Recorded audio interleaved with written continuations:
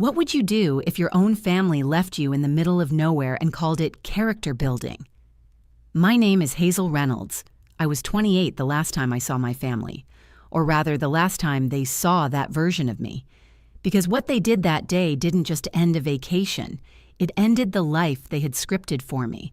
It happened in the kind of dusty, blink-and-you'll-miss-it Wyoming town that doesn't even show up on most maps. One moment, I was walking out of a gas station with a bag of snacks and a half-charged phone. The next, my family was gone. The SUV we'd all crammed into hours earlier had vanished from the parking lot like smoke. I thought maybe they'd moved the car. I looked around the side of the building toward the air pump, the alley, the exit road. Nothing. I tried to call my dad voicemail. Mom straight to voicemail. My brother's Brett finally picked up laughing before I could even get a word out. "We're about 20 minutes down the road," he said, like he was telling me the weather.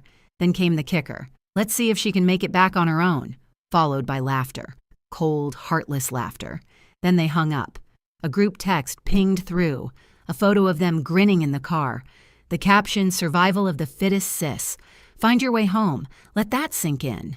They blocked my number right after.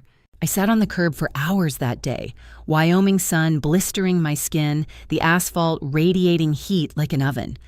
I had $43 in cash, a debit card with barely $200, a dying phone battery, and a heart so full of disbelief it felt like a balloon stretched too thin. They'd really done it. They'd left me. But the truth is, the abandonment didn't come out of nowhere.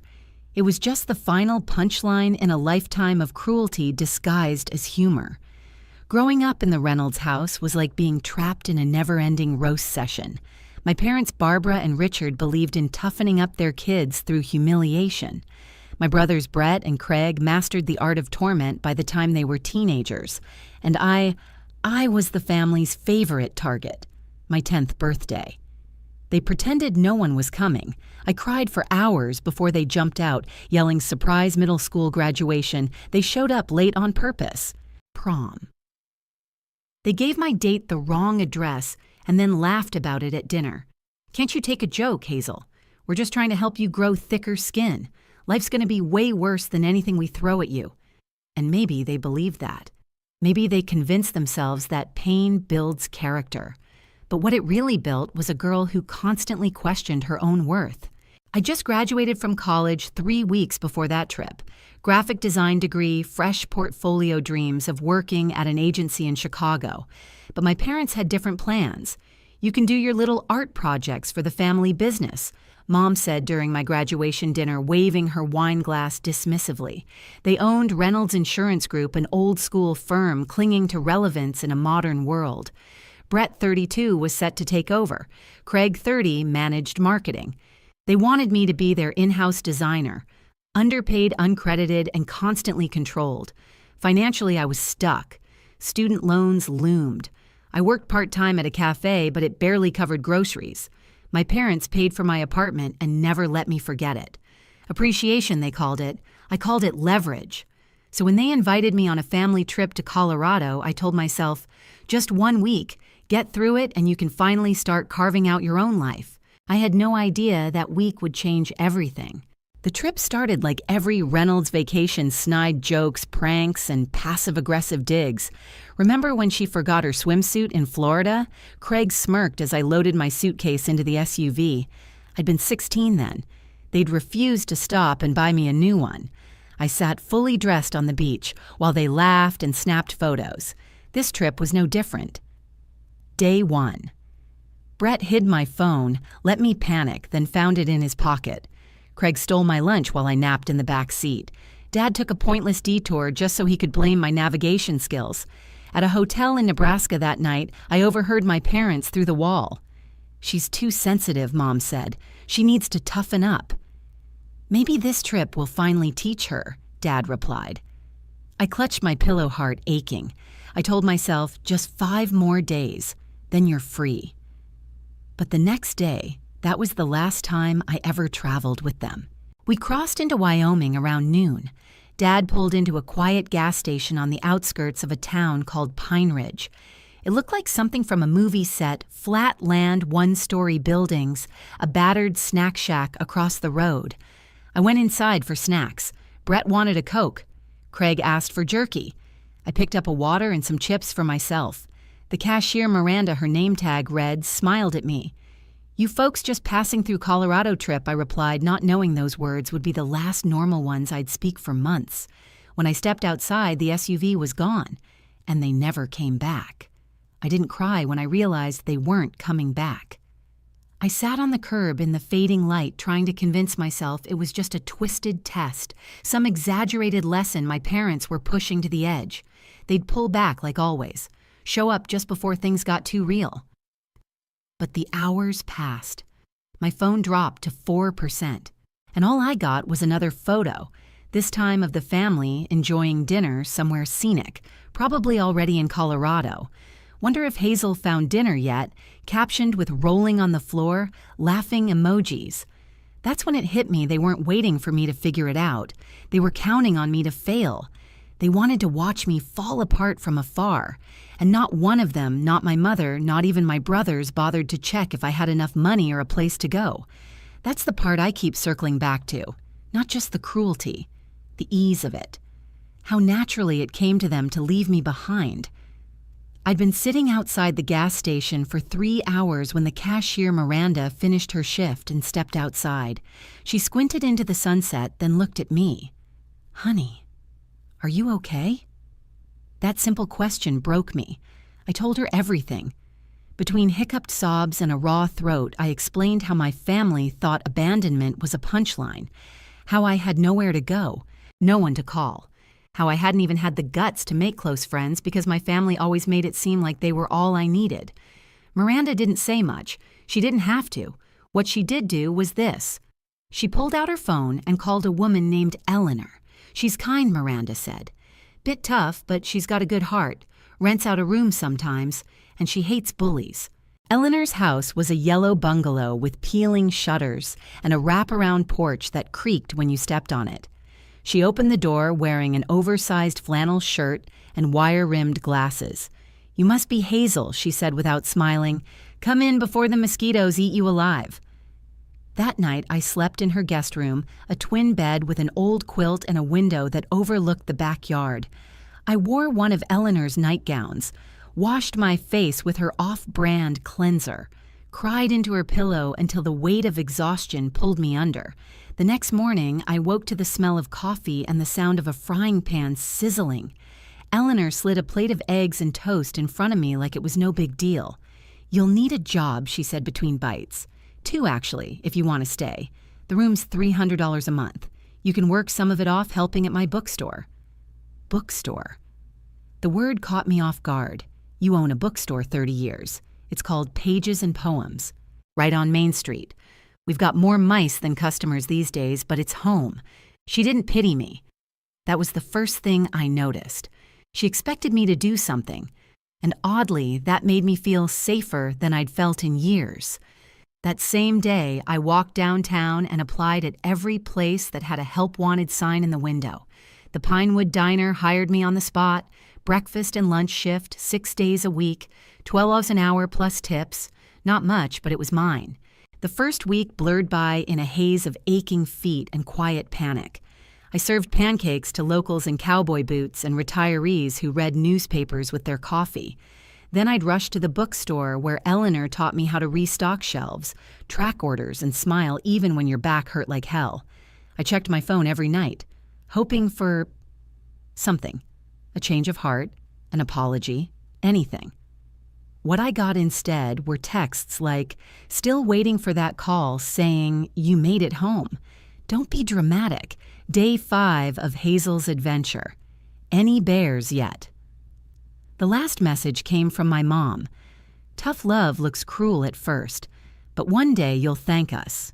I blocked them all. One day after my shift, I found myself crying in the back of the diner. I tried to hide it, but Amber, one of the waitresses, caught me. She was 25, a single mom with tired eyes and sharp instincts. "Family," she asked, passing me a napkin. I nodded. She didn't press. I just told her all of it. The years of being the punchline, the abandonment, the texts, the silence. Amber listened without interrupting. Then she looked me dead in the eye and said, "That's not family, Hazel, that's emotional abuse." I blinked. I'd never heard anyone say it like that. I'd always believed I was the problem, too sensitive, too serious, not funny enough. Amber shook her head. "You're out now. Don't go crawling back." That night, I made a decision. I would not beg to be taken back. I would not grovel for love from people who had weaponized it against me. I would stay. The next morning, I emailed my college professors asking for references. I applied for ID replacements. I created a new email address, one my family didn't know, and uploaded my portfolio. Eleanor, watching me draft new flyers for an author event, said, "You've got talent, girl.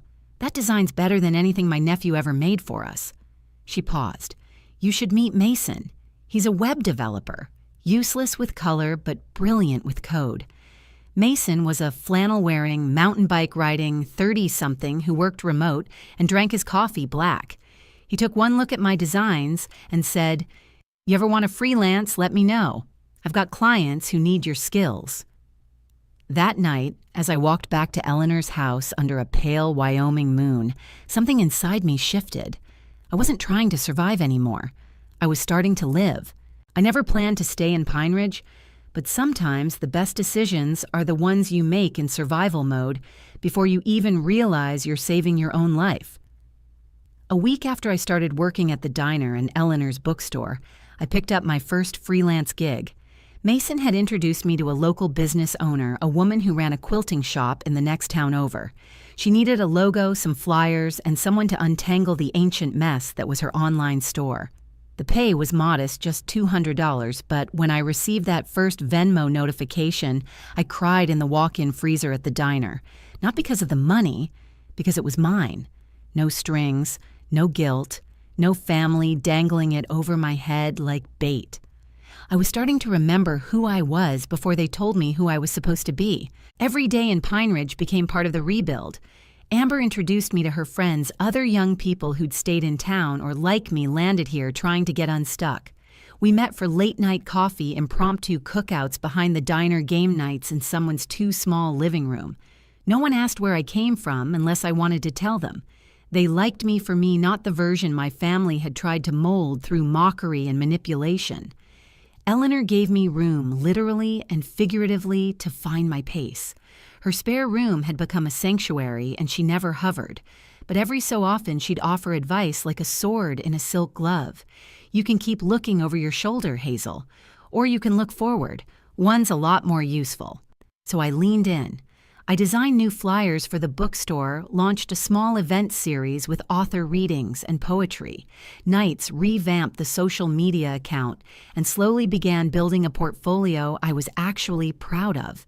Mason and I worked late into evenings at the bookstore or at his cabin outside town, him teaching me basic HTML and CSS while I fine-tuned his clients' visuals. "You've got a real eye," he told me one night, scrolling through one of my website mock-ups. "Ever thought about starting a business?" I scoffed. "I'm barely holding 2 jobs and living in someone else's guest room." Exactly. If you're building all this while exhausted, imagine what you could do with a plan. That stuck with me.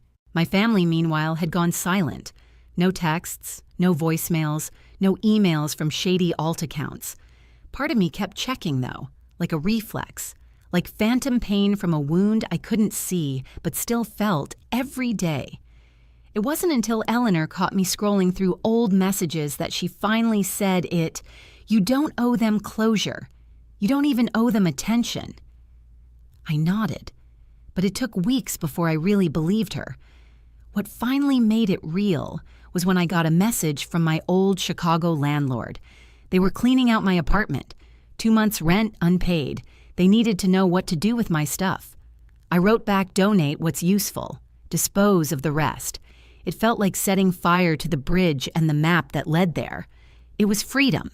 By month 3, I had 2 steady freelance clients and a small portfolio site built with Mason's help.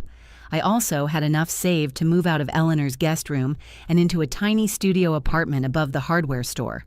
It was 400 square feet of freedom-chipped paint, slanted floors, and a tiny kitchen that barely fit a toaster. But it was mine. I bought a succulent, my first plant, and placed it on the windowsill. "This is the start of your new life," I whispered, touching one of its rubbery leaves. And then the phone call came. I was sipping coffee on my new couch when a Chicago number flashed across the screen. I nearly dropped the mug. I answered. "My mistake. Hazel, it's Brett. Don't hang up." I froze. His voice sounded older, more serious. "We've been trying to find you for months," he continued. "The joke's over. Come home." Joke. That word, it splintered something inside me.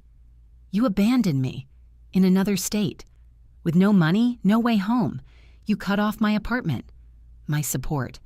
That's not a joke. That's cruelty." "We figured you'd make it back in a few days," Brett said defensively. "You didn't call. We assumed you were being stubborn." "No." I snapped. I was surviving. "What are you even doing out there?" he asked, tone dripping with disbelief. "Where are you living? How are you making money? I'm running my own business." I said, my voice steady. "I've got clients, a place of my own friends. I'm doing better without any of you." There was a long pause. Then he said, "Mom and Dad want to talk. I don't want to talk to them or you." And I hung up. I blocked the number. Then I cried, but not from sadness, from power. Because this time I wasn't begging. I wasn't defending. I was done. They tried again, of course. New numbers, emails, a letter mailed to the diner after someone told them where I worked. I ignored every attempt. By month 6, my design work paid enough that I could leave the diner and focus full-time on building what Mason and I now called a creative partnership. He handled code. I handled visuals. Together, we became the go-to duo for small businesses within 100 miles.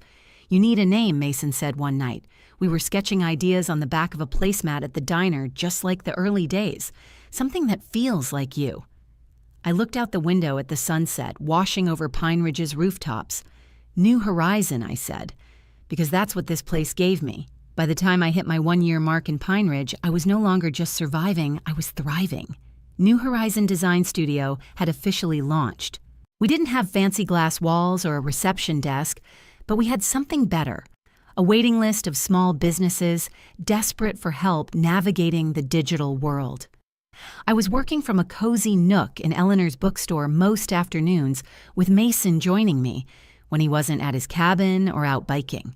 We'd sip black coffee, brainstorm client branding, and swap ideas over playlists that drifted between indie rock and old jazz. Eleanor watched it all unfold with quiet pride.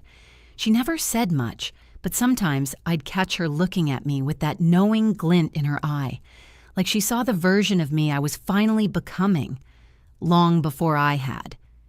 "You're not just good at this," she said one evening while shelving books.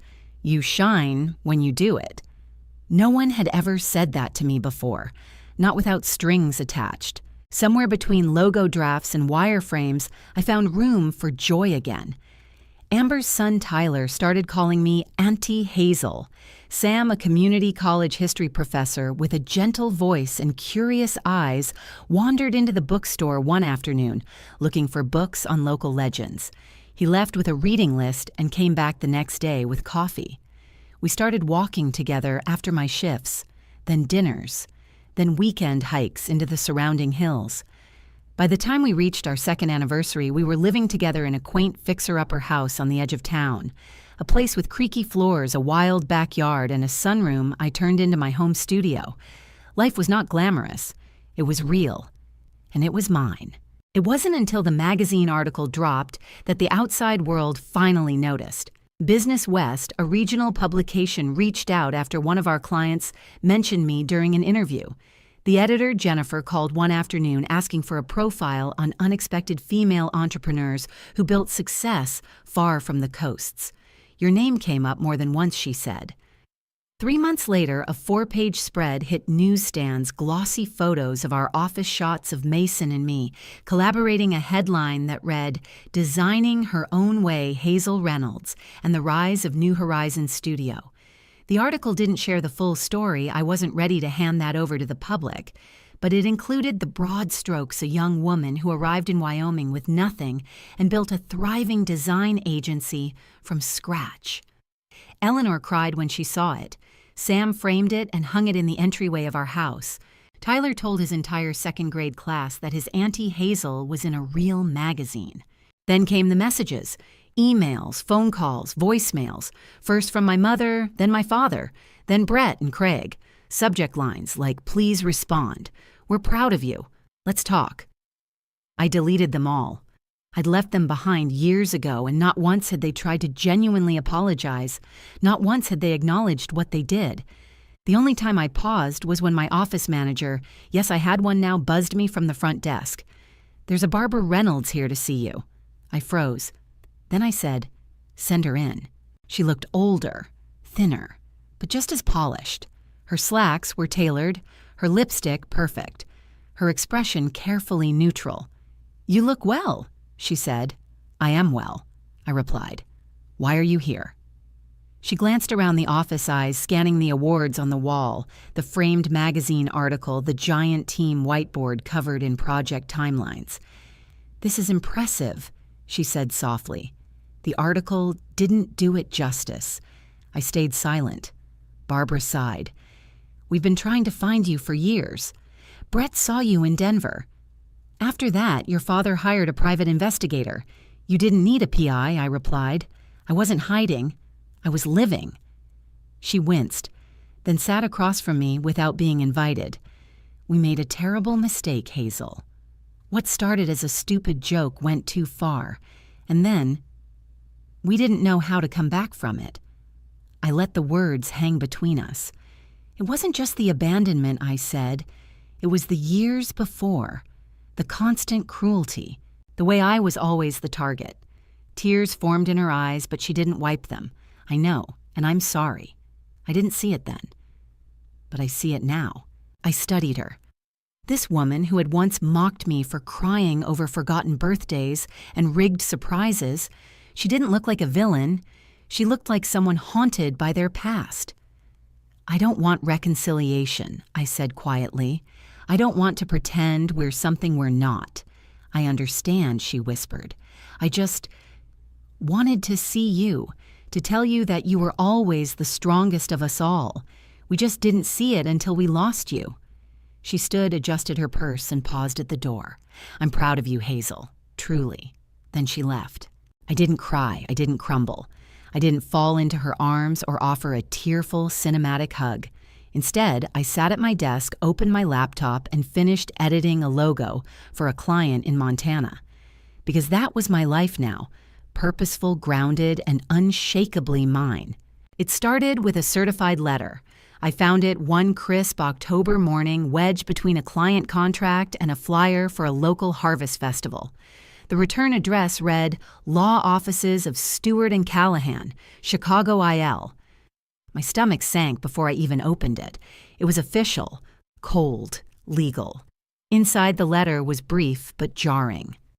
"Dear Ms. Reynolds, we represent the estate of Richard and Barbara Reynolds.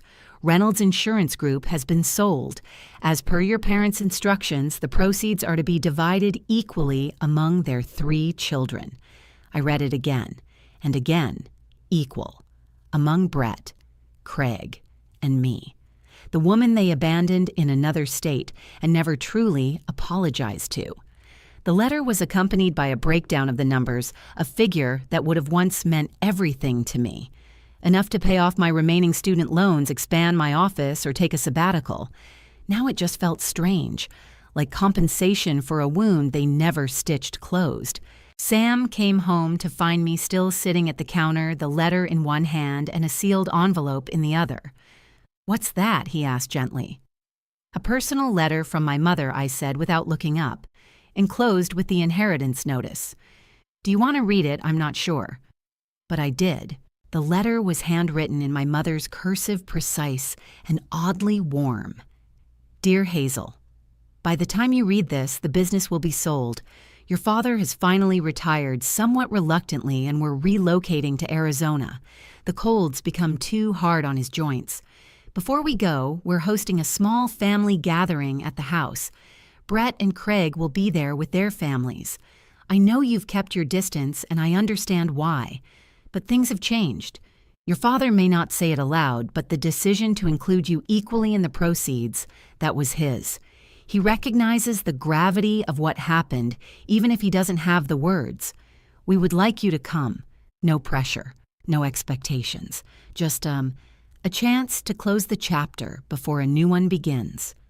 With love, Mom. Sam watched me fold the letter with care and slide it back into its envelope. Well, he asked. I don't know, I admitted. Part of me wants to see them see what 16 years has done. Another part says, let sleeping ghosts lie. He didn't push, just wrapped his arm around me and let the silence settle. Over the next few days, I kept imagining the questions Lily and Emma, our twin daughters, might ask one day. Why don't we know your family, Mom? Didn't they love you? And the most haunting. What did they do that was so bad? What would I tell them? That families sometimes hurt you more than strangers ever could. That love is not always safe. That sometimes you have to walk away, even if it means walking alone. I decided to go, but on my terms. I booked a flight into Chicago the morning of the gathering and a flight out the next day. I reserved a hotel nearby, not the family home, and told Sam and the girls I was going alone. I'm not going there as their daughter, I explained. I'm going as me, the woman I built without them. The house looked almost the same. Pristine hedges, white columns, the same brick path I used to tread barefoot as a kid dodging acorns and cicadas. My mother answered the door, visibly restraining her emotion. Hazel, she said, almost breathless. You came. I did, I replied, offering a nod instead of a hug. The gathering was small. Just my parents, Brett and Craig, their spouses and kids. The backyard looked staged like a photo shoot for reconciliation. String lights, hors d'oeuvres, soft music. I sat with a glass of sparkling water, observing. Brett's kids ran around the garden laughing. Craig's wife smiled politely. No one mentioned the abandonment. Not directly, but the space between us buzzed with it. My father sat stiffly on the patio, hands folded in his lap. When he finally spoke, it wasn't in front of the group. Hazel, he said, come with me. He led me to his study, the same one where I'd been scolded for crying too loudly at 10 or daring to say I wanted to study art. I owe you an apology, he began. His voice was thinner aged. What we did, what I allowed, it was wrong. I didn't respond. I needed to hear the why. My father was cruel to me, he continued. I thought that was parenting, that making someone strong meant breaking them first. But watching you walk away, and then seeing what you built, made me realize we didn't toughen you. We tried to crush you. For the first time, I saw a man who had lost something he couldn't buy back. It doesn't undo it, I said softly, but thank you for saying it. He nodded. You did better than any of us expected. That was part of the problem, I replied. I flew back to Wyoming the next morning. Sam picked me up at the airport, our daughters in the back seat, holding hand-drawn signs that read, Welcome home, Mama. I didn't cry until later that night, sitting on our porch beneath a sky full of stars. Did you get what you needed? Sam asked, his hand in mine.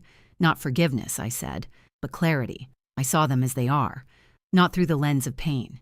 Just people, damaged, flawed, but no longer capable of breaking me. He kissed my temple. That's enough. I nodded. It was.